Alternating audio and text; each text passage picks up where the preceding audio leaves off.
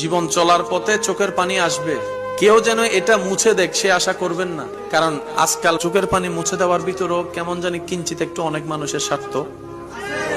যেখানে স্বার্থ থাকে সেখানে কখনো মহাব্বত থাকতে পারে।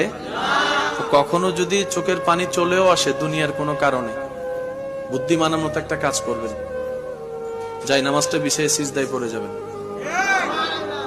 দুনিয়ার মানুষ আপনাকে কষ্ট দিয়েছে দুনিয়া থেকে দূরে রাখার জন্য, কিন্তু আপনি যদি সৌভাগ্যবান হন ওই কষ্টটাকে কষ্ট হিসেবে নিয়ে, অন্তরের সেই ব্যথাটাকে চোখের পানি হিসেবে নিয়ে রবের দরবারে সিজদায় পড়ে যাবেন। সে আপনাকে দুনিয়া থেকে আলাদা করতে চাইছে, দুনিয়ার চোখে ফেল করাতে চাইছে, কিন্তু আপনার এই বুদ্ধিমানের ধৈর্যশীলের কাজ, আপনার সিজদায় পড়ে যাওয়া আপনাকে রবের রহমতের এমন কাছে নিয়ে যাবে। সে আপনাকে ছোট্ট দুনিয়া থেকে মারুম করতে চেয়েছে, ওদিকে আপনার রব আপনার চোখের পানি থেকে খুশি হয়ে আপনাকে জান্নাতও দিয়ে দিতে পারে।